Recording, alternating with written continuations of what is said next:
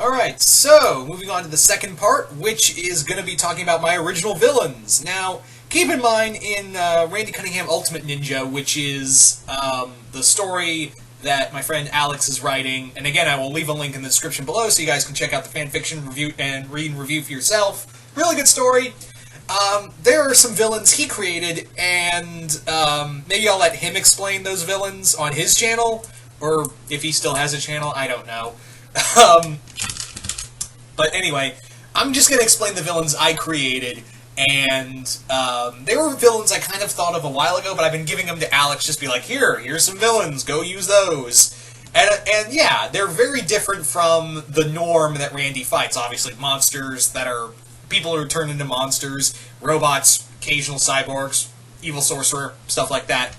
But yeah, a lot of these characters are vastly different from that. So here's a list of villains, and one of which I already talked about in one. I used in one story called Randy Cunningham Red.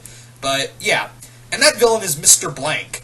Mr. Blank is this gangster crime lord character who is known as Sebastian Blanc, who is the owner of a club called the White Room. But really, he's trying to gain power in the criminal underworld of Norrisville because it's not really non-existent. Now he's trying to get a hold of it. Blank he's obsessed with the color white, and he's also obsessed with like French architect and artwork, and he has another obsession, Heidi. He is obsessed with Heidi because she was investigating him because at this point she'd be almost in college and trying to get a start as a reporter. She was investigating the White Room. He ran into her. He caught her, his men caught her, and he gave her a choice. I can either kill you, or you let me draw you. And he draws her in the nude, and he keeps it as in a personal gallery of women he's sexually abused. Yeah, Mr. Blank is a sexual predator, and he is because that's the thing. For a guy who calls himself Mr. Blank, who loves everything polished and clean, he's a horrible human being on the inside.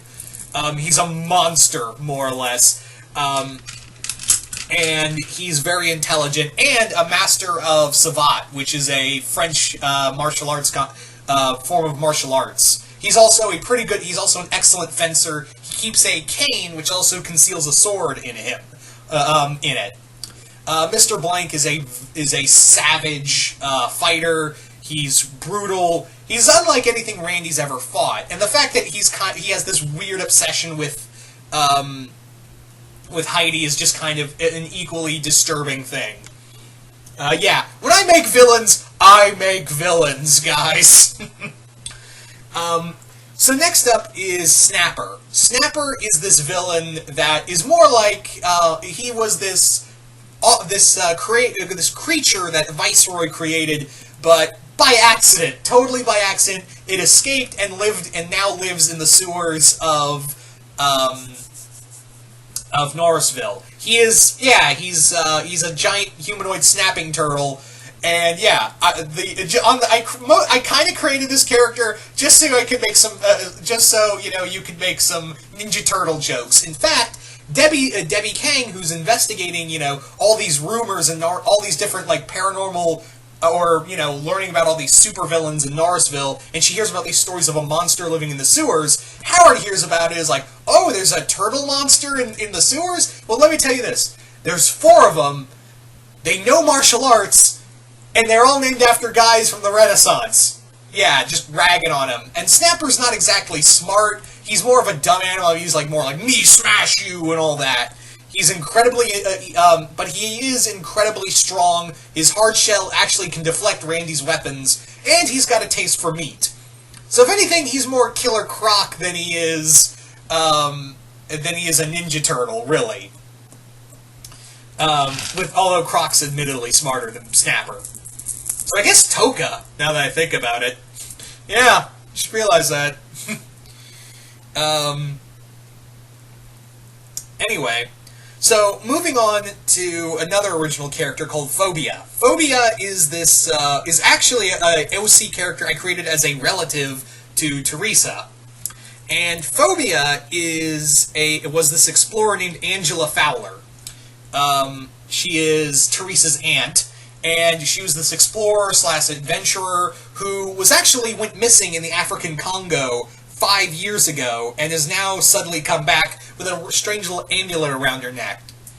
It turns out that, yeah, that amulet belongs to Amet. Amet is the Egyptian goddess of fear and the devourer of souls. Turns out, Angela came across, was lost in the Congo, and came across a cult that worshipped Amet, and Amet chose Angela to be the avatar of her, her avatar on Earth to spread fear and horror across the Earth.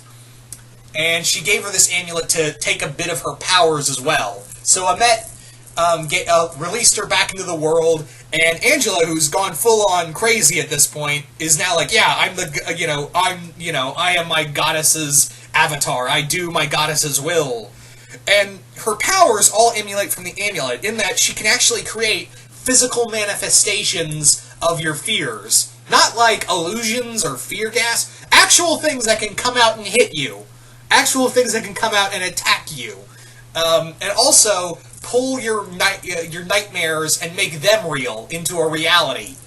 A little pocket reality that you're trapped, that you could be caught in. Like, let's say, like a city block can be turned into your nightmares around you. So that's the other thing she can do. Also, whenever she wants to make a quick escape, her body turns into a mass of snakes, spiders, scorpions, rats, locusts, all to, like, escape, and her body can just reform somewhere else. So, yeah, that's a pretty gross escape. When Randy, I had this idea where Randy's fighting her, and she's like, if she escapes, like, oh, gross.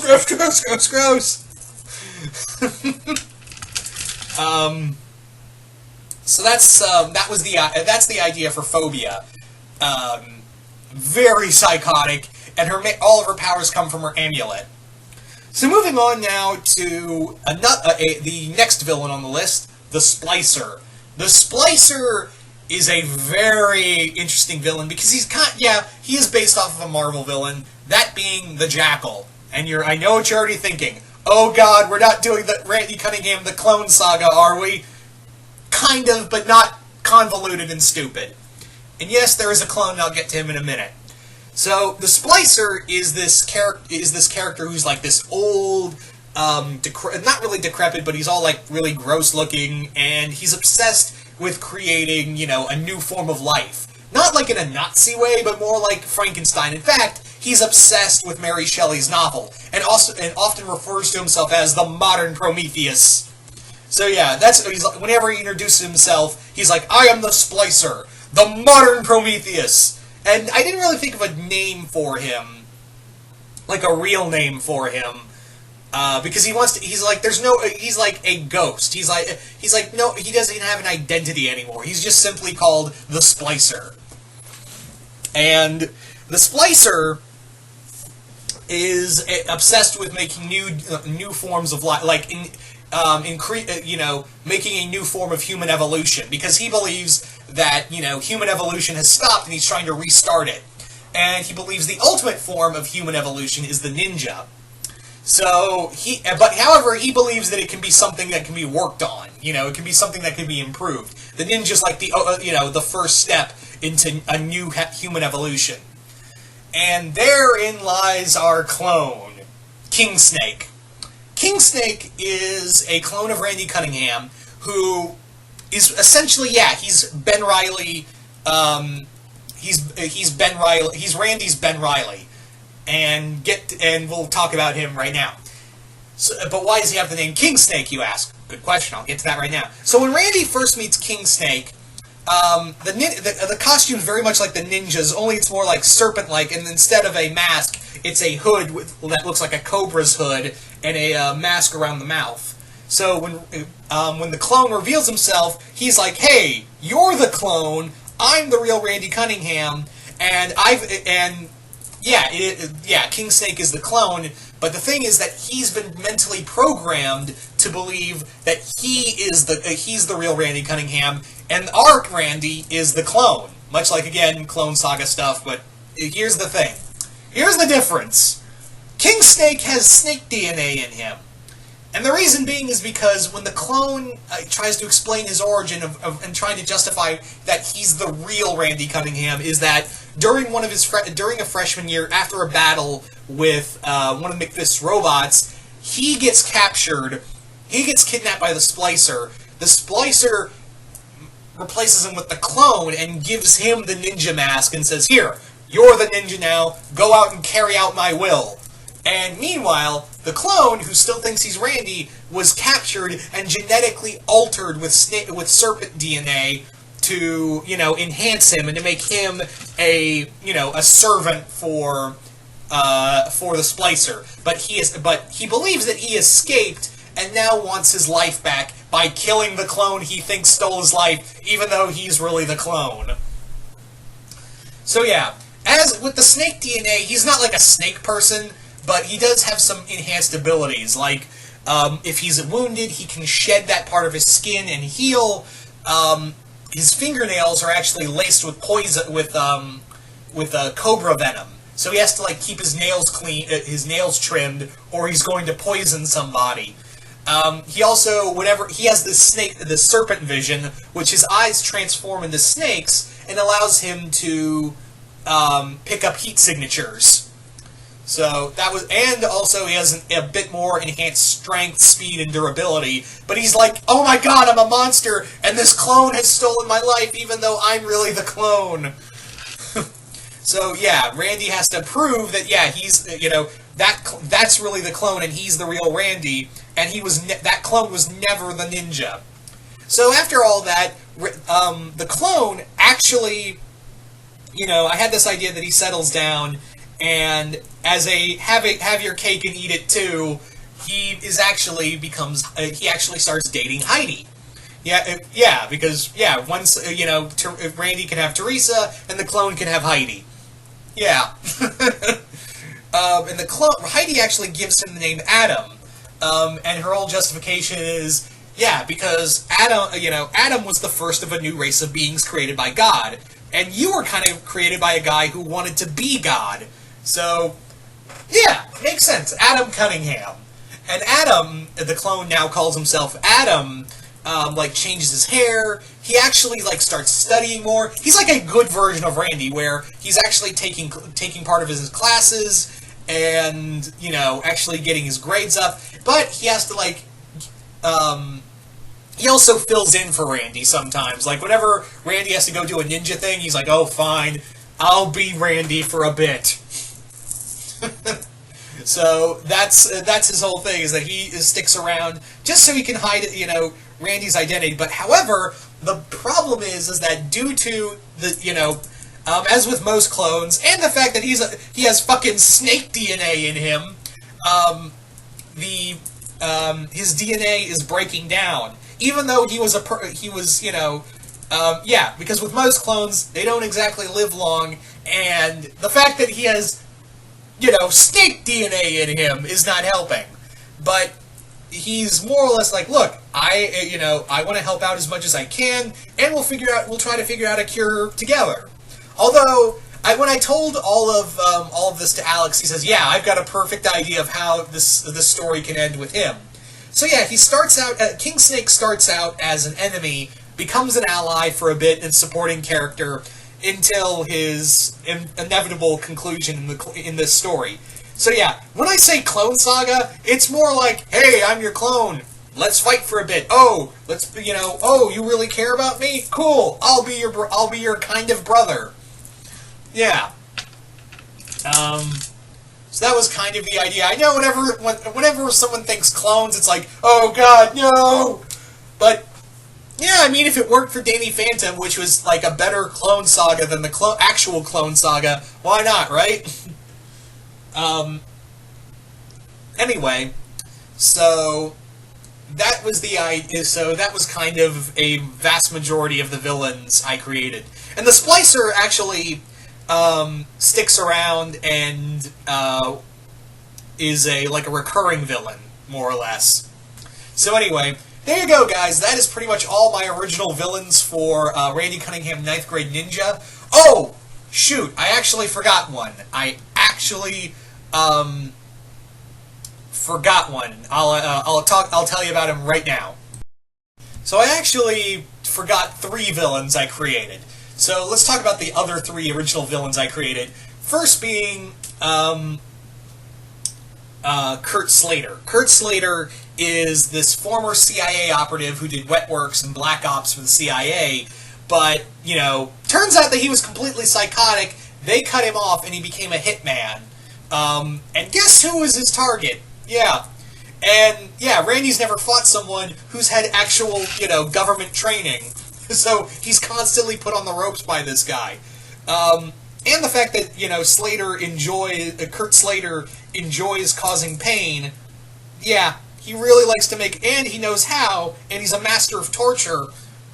Yeah, he's good at what he does. So there's a bit about Kurt Slater, and actually there's a little more to him that involves one of Alex's villains, but I can't really go far into that one. So moving on, we have Jeffrey Hodder, which actually, the name was actually kind of referenced to two people. You know, I pulled a little JoJo's Bizarre Adventure right now. Jeffrey Hodder, the first name Jeffrey is my reference to Jeffrey Dahmer, who we all know what that dude did. So yeah. And Hodder as in the last name to the actor Kane Hodder, who most of you guys would know best as the actor who played Jason Voorhees. So there you go. Jeffrey Hodder is a British, is a man from Britain who was actually given telepathic abilities after being exposed to an experimental drug. And he was already kind of fucked in the head, but now that he can actually listen into people's minds and also manipulate them is, you know, just kind of amplifies the crazy. So that is kind of the thing, is that whenever he faces Randy, he can just be like, I can reach into your mind and make you go crazy. And also think about it. I can even reach into your mind and find all the people you love and hurt them. You know, I can make them hurt themselves. It'll be all kinds of fun for me. So there, just in a nutshell, Jeffrey Hodder is kind of a messed up cookie. Yeah. Just a person that Randy, you know, can't fight head on. It's someone he's got to fight on a mental level. So there you go. Next up is Dr. Hive. Dr. Hive is a character who was a scientist working for McFist, but a lab accidentally he was actually experimenting with insects until he accidentally transferred his consciousness into a swarm of wasps, and now his body is now a consciousness made of a swarm of wasps that he was experimenting on, and the reason why is because McFist cut his funding and he was trying to get his experiment out to prove that he could prove that mental manipulation over insects could be a viable business. Didn't exactly work out, and now he's out to get McFist. Yeah, he's very loosely based off of the Wasp, the Swarm, the Spider-Man villain, but not Nazi and not looking to take over the world. More like, I'm here to kill McFist, and if the ninja gets in my way, I'm gonna kill his ass too. So there you go, guys. I think I may be forgetting some, but I created a ton of villains, and yeah. Like I said, and you can check them all out in the upcoming chapters, hopefully, because my friend Alex is writing all this, and maybe I'll co-write some just to help lighten the load. Possibly, that's probably what's going to happen. But anyway, like I said, if you want to check out Randy Cunningham Ultimate Ninja, go check out the link below. It'll lead you to his fanfiction. Lots of fun. 3 chapters in, and it's pretty much it's very Spider-Man-ish. But but yeah, let's face it, Randy does have some Spider-Man in him, but more Daredevil, but yeah, we'll not go into it. So you guys tell me, what did you guys think of all these original villains for Randy Cunningham 9th Grade Ninja? Like them, hate them, just comment below, let me know, and once again, hope you all enjoyed this, and I'm out.